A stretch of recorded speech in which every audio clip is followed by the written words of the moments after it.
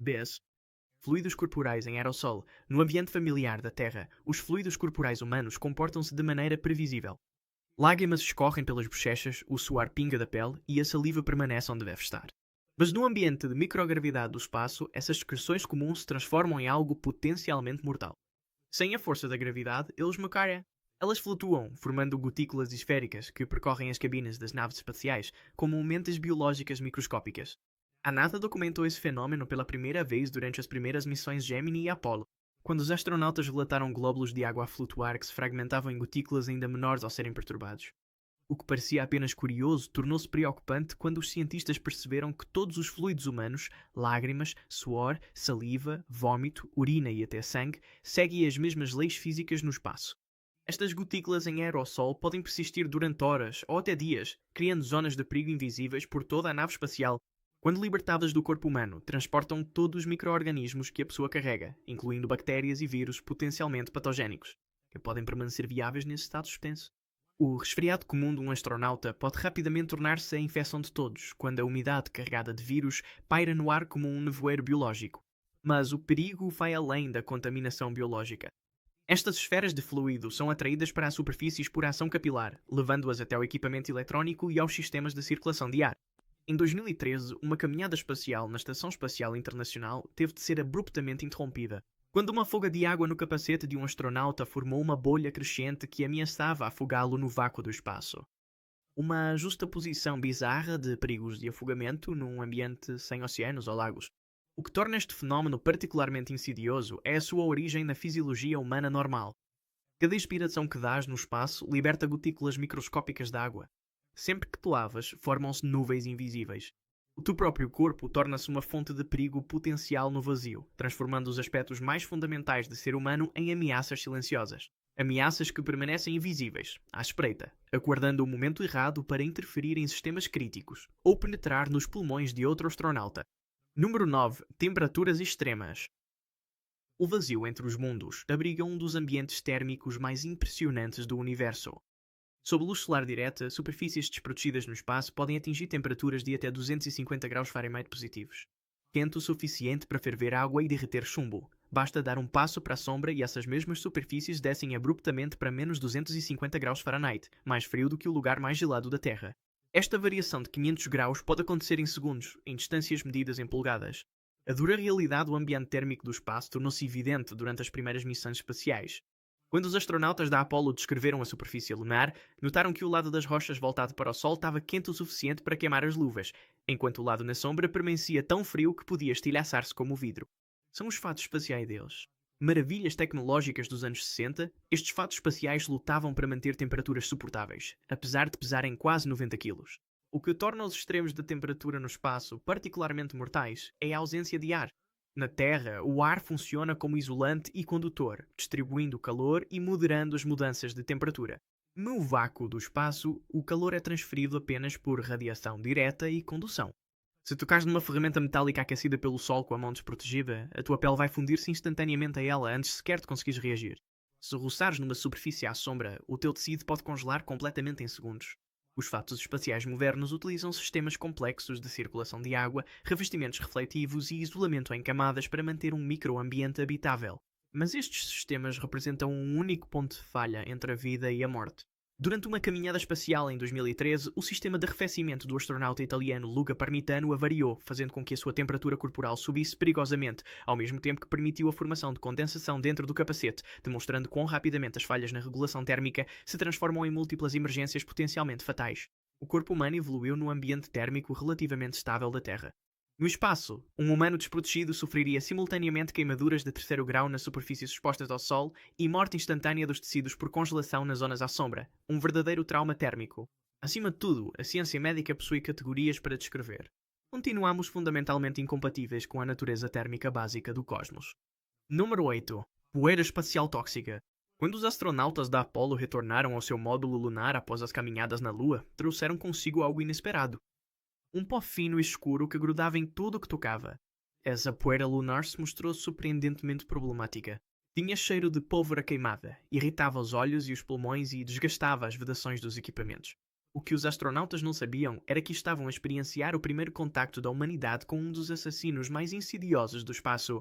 Ao contrário do pó terrestre, que foi desgastado pelo vento, pela água e por processos biológicos durante milhares de milhões de anos, o pó extraterrestre nunca sofre erosão.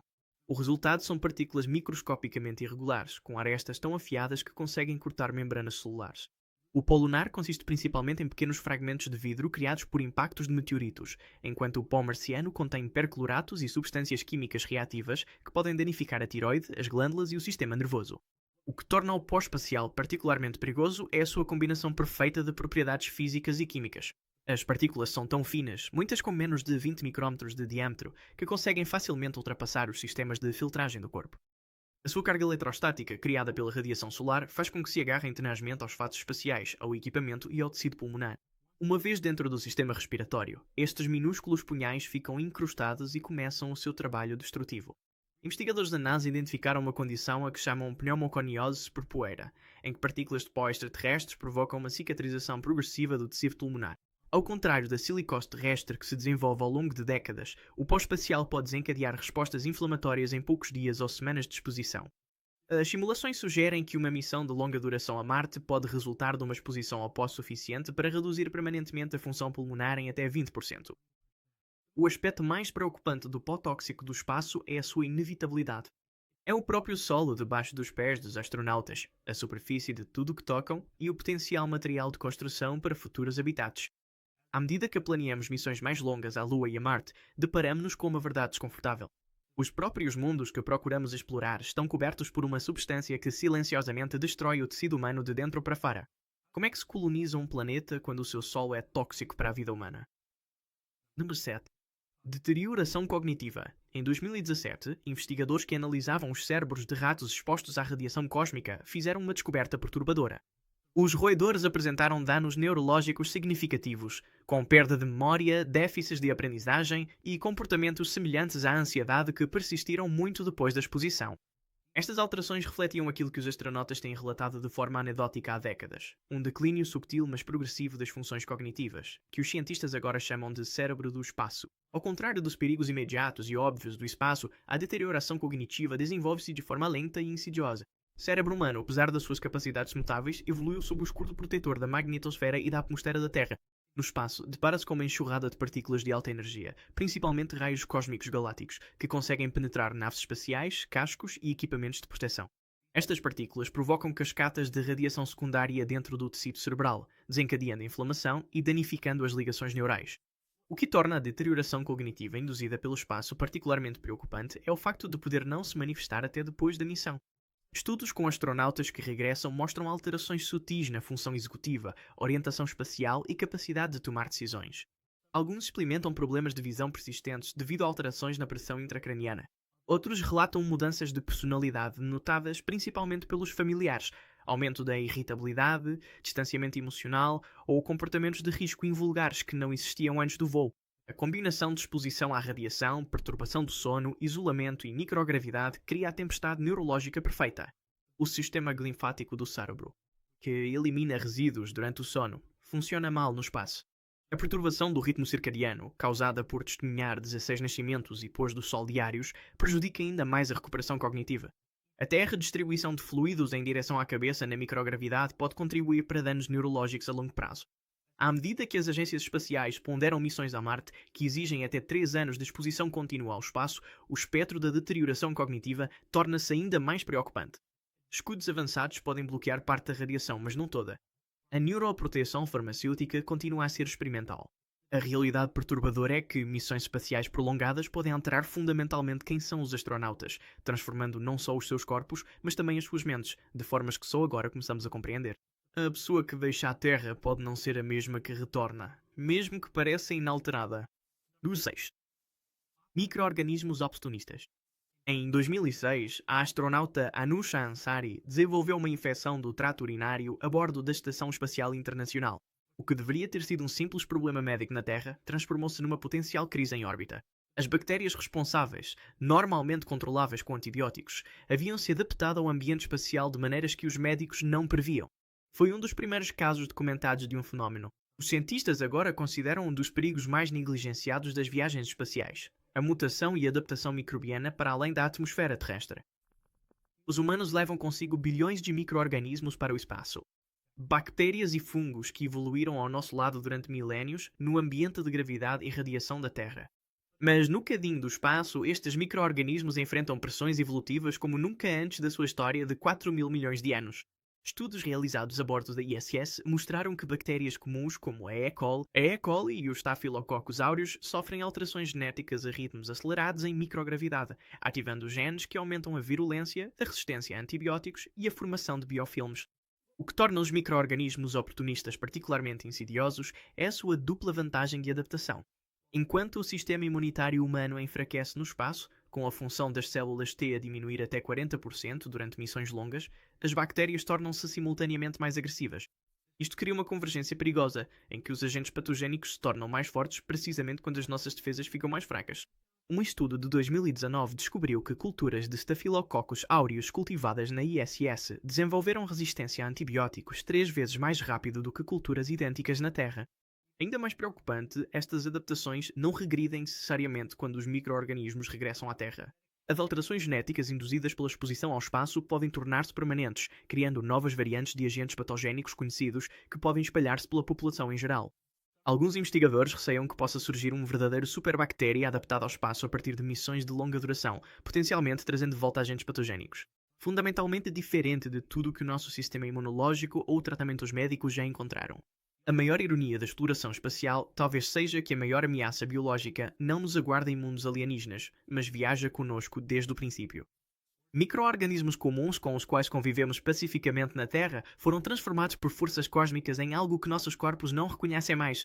Como nos preparamos para inimigos que evoluem mais rápido do que podemos estudá-los, usando nossos próprios corpos como laboratórios evolutivos? Número 5. Embolias de bolhas induzidas por vácuo. Em 1965, durante um teste em solo de um traje espacial, um técnico foi acidentalmente exposto a condições de vácuo quando o seu traje apresentou vazamento. Embora tenha sobrevivido, ele relatou ter sentido a saliva em sua língua começar a ferver antes de perder a consciência. Esse fenómeno perturbador resulta da natureza fundamental do próprio espaço, a ausência de pressão atmosférica. Isso permite que gases dissolvidos e fluidos corporais formem bolhas rapidamente, de forma semelhante a abrir uma bebida gaseificada, o que torna a exposição ao vácuo particularmente mortal. Não são apenas os efeitos imediatos, mas as consequências tardias que podem manifestar-se anos depois. Quando os humanos sofrem descompressão rápida, o azoto e outros gases dissolvidos na corrente sanguínea formam bolhas que podem viajar por todo o sistema circulatório.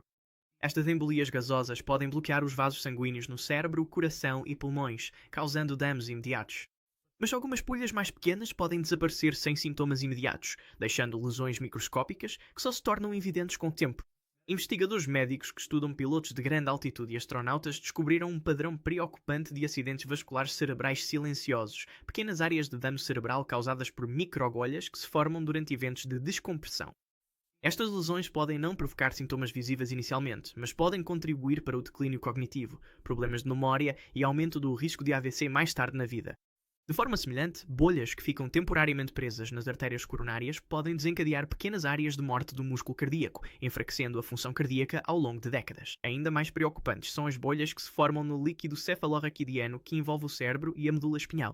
Estas podem causar alterações de pressão e inflamação que danificam tecidos neurais delicados, podendo levar a dores crónicas, síndromes e distúrbios neurológicos, que surgem anos após as viagens espaciais. A barreira hematoencefálica, que normalmente protege o tecido neural, torna-se temporariamente mais permeável durante eventos de descompressão, permitindo que substâncias nocivas atinjam as células cerebrais. O corpo humano evoluiu sob a pressão constante da atmosfera terrestre, com sistemas biológicos que assumem que esta pressão se manterá estável ao longo da vida. No espaço, mesmo com a proteção das naves espaciais e dos fatos espaciais, as alterações de pressão continuam a ser um risco inevitável. Cada ciclo de câmara de descompressão, cada vez que se veste um fato espacial, cada potencial perfuração por micrometeoritos representa uma oportunidade para a formação de bolhas de gás no interior do corpo. Alguns astronautas podem já carregar essas bombas relógio microscópicas em seus tecidos, sem saber que sua viagem ao espaço programou uma contagem regressiva fisiológica retardada. Número 4. Impactos de micrometeoroides. Em 2016, o astronauta da ESA, Tim Peake, fotografou uma descoberta preocupante na Estação Espacial Internacional, uma cratera de 7 mm em uma das janelas do observatório. A causa não foi uma falha estrutural ou um defeito de fabricação, mas algo muito mais perturbador. Um fragmento de tinta menor do que um grão de sal a viajar a 27.000 km por hora. Este pequeno impacto, quase imperceptível na Terra, tinha energia cinética suficiente em órbita para danificar vidro reforçado de várias camadas, projetado para resistir às condições mais extremas do espaço. O que torna os micrometeoroides particularmente assustadores é a sua combinação perfeita de inevitabilidade e letalidade. Estas partículas, na sua maioria com menos de 1 milímetro de diâmetro, são ubíquas em todo o sistema solar. Alguns são naturais, fragmentos de asteroides e cometas que vagueiam há milhares de milhões de anos. Outros são detritos microscópicos de origem humana, provenientes da degradação de satélites. Independentemente da origem, no vácuo do espaço mantêm velocidades que os transformam em projéteis hipersónicos com o poder de penetração de balas de alto calibre. O perigo que representam torna-se evidente ao analisarmos a sua física. Uma esfera metálica de 1 milímetro, a viajar à velocidade orbital típica, transporta a energia cinética de uma bola de bowling a 100 km por hora. O impacto resultante não só perfura materiais, como vaporiza tanto o projétil como o alvo em nuvens expansivas de plasma, capazes de danificar sistemas circundantes e criar projéteis secundários dentro de naves espaciais ou fatos espaciais. Apesar de décadas de esforços de engenharia, não existe uma defesa perfeita contra estas balas cósmicas.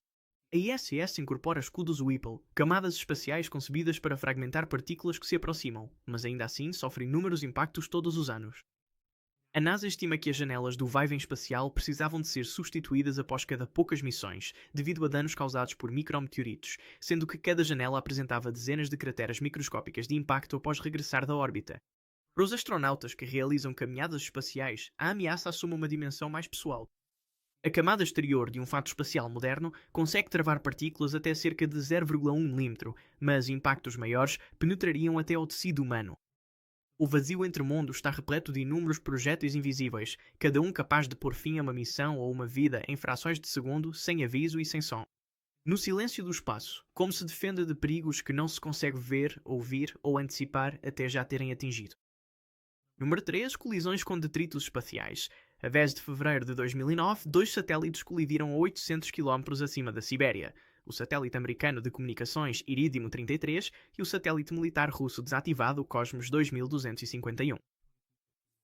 O impacto ocorreu a mais de 35.000 km por hora, destruindo completamente ambos os objetos e criando uma nuvem de detritos com mais de 2.000 fragmentos rastreáveis e inúmeras peças mais pequenas.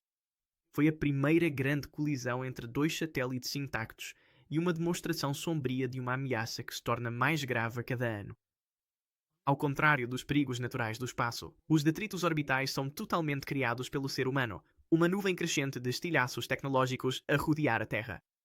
Desde o lançamento do Sputnik em 1957, milhares de foguetões e satélites foram colocados em órbita. Muitos permanecem lá muito depois do fim da sua vida útil, deteriorando-se gradualmente ou por vezes explodindo quando os tanques de combustível remanescentes rebentam. Cada um destes eventos liberta milhares de novos fragmentos, desde estágios de foguetões do tamanho de autocarros até partículas microscópicas, todos a viajar a velocidades superiores a 7 km por segundo. O que torna os detritos orbitais particularmente preocupantes é o seu potencial para efeitos em cascata. Em 1978, o cientista da NASA Donald Kessler propôs aquilo que hoje é conhecido como a Síndrome de Kessler. Um cenário em que a densidade de objetos em órbita terrestre baixa se torna tão elevada que as colisões entre objetos geram novos detritos mais rapidamente que o arrasto atmosférico natural consegue removê-los. O resultado seria uma reação em cadeia autossustentável de colisões, potencialmente tornando faixas inteiras de órbita inutilizáveis durante gerações. Há indícios de que este processo já pode estar em curso. Os Estados Unidos. A Space Surveillance Network do ZEUA monitoriza atualmente mais de 27.000 objetos com mais de 10 cm. Mas as estimativas sugerem que existem mais de 100 milhões de fragmentos com mais de 1 milímetro, cada um capaz de danificar ou inutilizar naves espaciais operacionais. Entre 2015 e 2022, o número de satélites ativos em órbita mais do que quadruplicou, com empresas a lançarem vastas constelações de pequenos satélites, aumentando exponencialmente os riscos de colisão. A cruel ironia dos detritos orbitais é que a humanidade criou uma prisão à volta do nosso próprio planeta, uma barreira crescente do nosso próprio lixo tecnológico que ameaça prender-nos na Terra, precisamente quando as nossas ambições espaciais se expandem. O vazio acima da nossa atmosfera, outrora puro e deserto, contém agora os perigos artificiais mais rápidos e numerosos alguma vez criados, a circular o nosso mundo numa interminável corrida hipersónica de potencial destruição. Número 2. Radiação extrema. Em 2003, instrumentos a bordo da Estação Espacial Internacional registaram um evento alarmante. Os níveis de radiação dentro do habitat subiram repentinamente para mais de 100 vezes o valor normal de fundo. A causa foi uma enorme erupção solar, uma das maiores de que há registro na história. Se os astronautas tivessem realizado uma caminhada espacial durante este evento, teriam recebido toda a dose anual de radiação em menos de uma hora, podendo sofrer de síndrome aguda de radiação apesar do equipamento de proteção. O que torna a radiação espacial particularmente insidiosa é a sua invisibilidade e variedade. Ao contrário das fontes de radiação na Terra, que podem ser protegidas ou evitadas, a radiação cósmica permeia o espaço em formas que penetram até os materiais mais avançados. Raios cósmicos galácticos. Núcleos atômicos, desprovidos dos seus eletrões e acelerados até quase a velocidade da luz por supernovas distantes, transportam energias milhões de vezes superiores às dos raios-x médicos. Os eventos de partículas solares libertam tempestades de prótons que podem ultrapassar a proteção das naves espaciais. Juntos criam um mar invisível e sempre presente de partículas energéticas que danificam silenciosamente os tecidos vivos ao nível celular. Os efeitos no corpo humano são profundos e cumulativos. As partículas de alta energia não só danificam as células, como também fragmentam as cadeias de ADN, criando quebras complexas que o corpo tem dificuldade em reparar corretamente. Isto leva a anomalias cromossómicas, aumento do risco de cancro e envelhecimento acelerado. Estudos com astronautas da missão Apollo revelaram taxas mais elevadas de doenças cardiovasculares décadas após as suas missões, com os investigadores a associarem estas condições às breves exposições à radiação, para além da magnetosfera protetora da Terra. Ainda mais preocupantes são os efeitos agudos durante missões de longa duração. Sem o escudo magnético da Terra, os astronautas a caminho de Marte enfrentariam doses de radiação equivalentes a fazer um ataque do corpo inteiro a cada 5 dias durante 3 anos. Fenómenos visuais, chamados de flechas de luz, ocorrem quando partículas energéticas atingem diretamente o nervo óptico ou o córtex visual, criando distúrbios visuais fantasmas. Mais grave ainda, a exposição à radiação durante missões no espaço profundo pode danificar o sistema nervoso central ao ponto de comprometer a função cognitiva e o tempo de reação, precisamente quando os astronautas mais precisam dessas capacidades. O aspecto mais cruel da radiação espacial é que não existe uma defesa perfeita. Materiais de blindagem tradicionais como o chumbo ou a água apenas fragmentam as partículas de alta energia em radiação secundária que pode ser ainda mais prejudicial para os tecidos. Os radiofármacos de proteção contra a radiação continuam a ser experimentais e não conseguem prevenir totalmente os danos. À medida que nos aventuramos mais profundamente no sistema solar, como podemos proteger-nos contra uma força fundamental do universo que atravessa praticamente tudo o que conseguimos construir? Número 1. Exposição ao vácuo.